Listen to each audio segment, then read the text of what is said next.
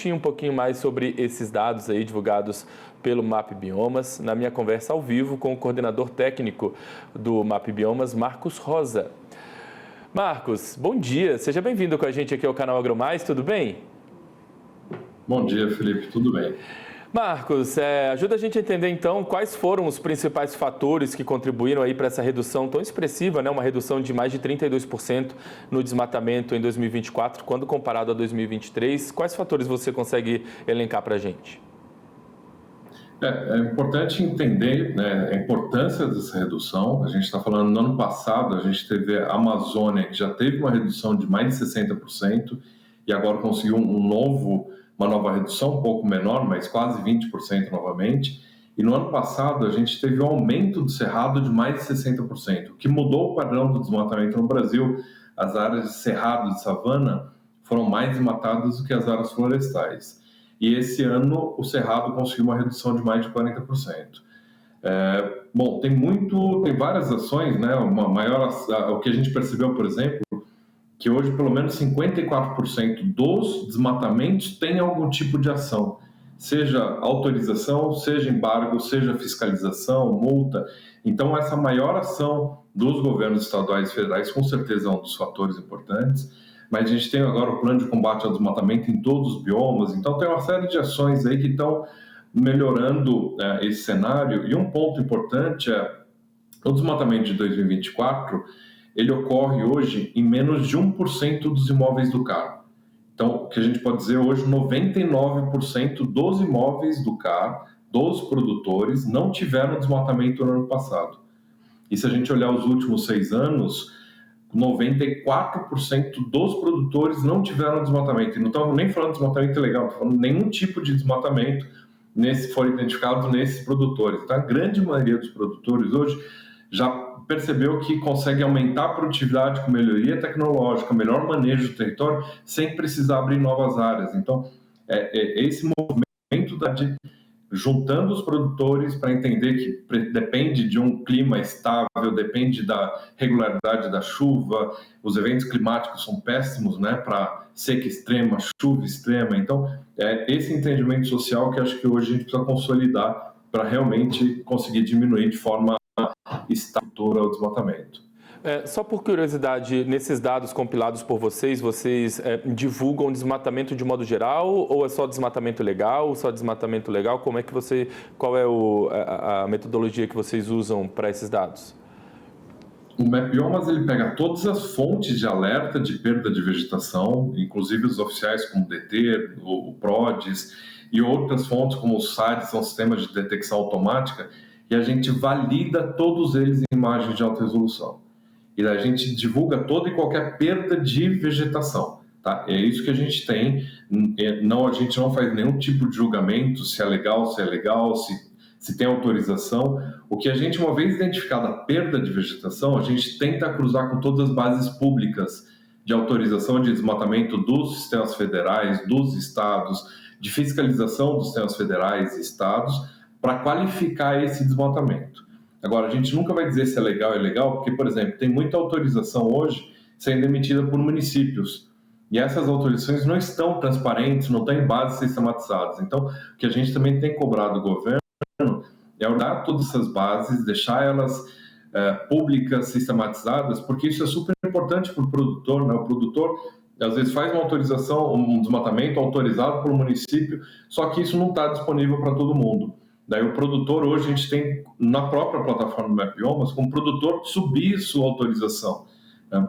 Outro ponto super importante é todos os bancos hoje usam o MapBiomas Alerta como referência, sabendo que é qualquer perda de vegetação. E daí uma vez que tenha esse desmatamento, o produtor, ele pede, os bancos, né, pedem para o produtor certificado de regularização, autorização do desmatamento. Cada banco adota um critério, mas é super importante saber que os bancos têm utilizado o alerta como uma fonte para evitar que desmatamentos ilegais recebam o financiamento bancário também. Por isso que é importante ter todas as autorizações numa base pública para evitar que um produtor tenha feito tudo regularizado, autorizado, sofra algum tipo de penalidade. se eu fiz a leitura certa, pelo que eu entendi desses dados, o Cerrado, apesar de uma redução significativa, importantíssima, de 40%, né, na área desmatada em 2024, ele continua sendo o bioma com maior área desmatada e tem uma intensidade maior, digamos assim, um recorte ainda mais significativo no desmatamento quando a gente vê o Matopiba.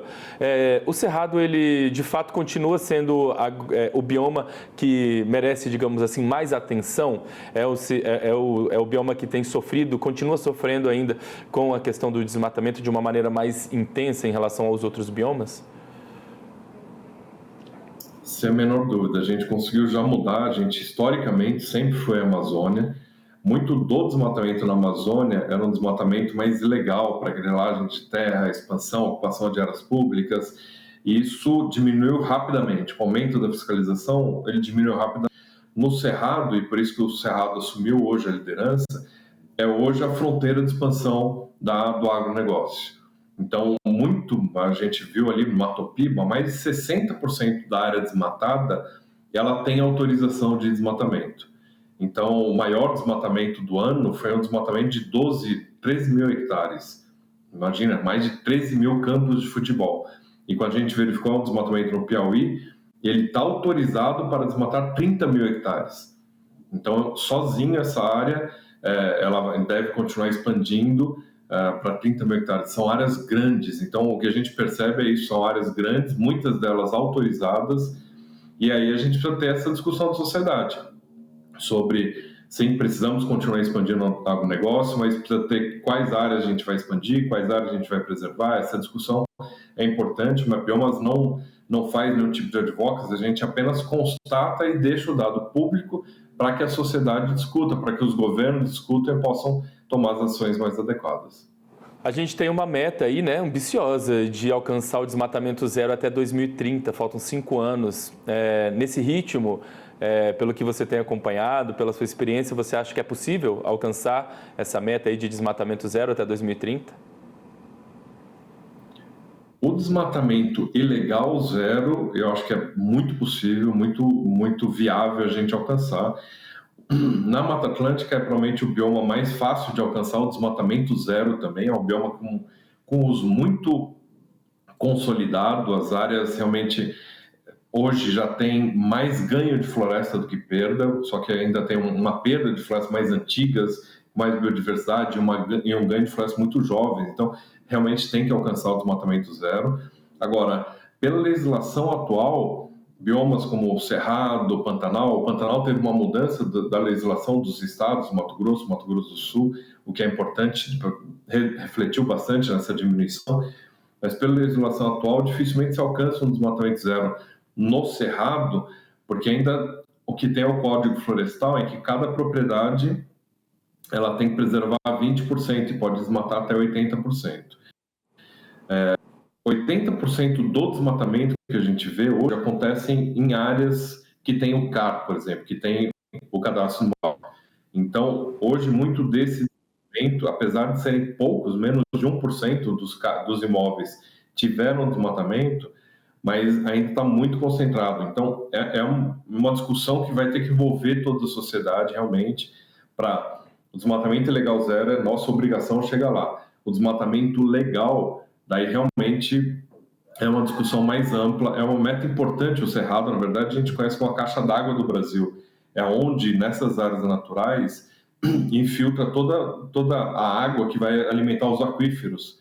Então, a Amazônia foi super importante, a chuva, né, controlada por que a gente chama dos rios voadores, desse processo que vem da floresta amazônica e vem chover em toda a região centro-oeste e centro-sudeste do Brasil.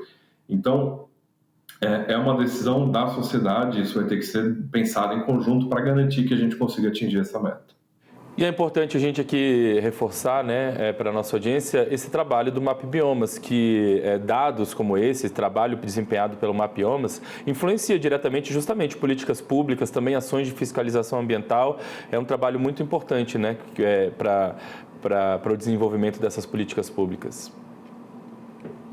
É importante o governo governo tem que ter o dado oficial, tem que manter o monitoramento pelo INPE, fortalecer o INPE para que a gente tenha os dados oficiais, mas o Mapiomas é uma construção da sociedade civil, que atua para complementar os dados, para controlar e para dar subsídio. Esse aumento da certeza em cada área de perda de vegetação, a gente faz um laudo com a imagem em alta resolução da área preservada e da área que foi perdida essa vegetação, a imagem é auditável, a gente tem o código do satélite, a hora que ele passou, isso que dá essa certeza para que os bancos usem, para que as empresas usem. Então, ter esse controle social com uma base completamente robusta cientificamente, pública, aberta, gratuita para todo mundo, é super importante, tanto para os estados atuarem, mas para as empresas e para os proprietários também terem essa noção de que sim, o faz o controle do seu desmatamento. Isso, por exemplo, para o mercado europeu, que está lá hoje querendo limitar para não comprar produtos de áreas desmatadas, o fato do Brasil controlar a sua área, monitorar a sua área, facilita o acesso ao mercado. Porque se não tivesse monitoramento, o país entra, por exemplo, num grau de risco maior e daí isso obriga que cada produtor comprove que não tem desmatamento na sua cadeia de fornecedores. Se a gente tem um bom sistema de controle no país, vai entrar num risco médio ou um risco baixo, que daí facilita o acesso ao mercado. Então, esse tipo de controle do mercado europeu, na verdade, pode ser uma oportunidade para o país, porque muitos outros produtores vão ter riscos maiores, mais dificuldade de acessar esse mercado. A gente tendo bons sistemas de controle e de monitoramento no país, a gente consegue ter um acesso mais facilitado a esse mercado.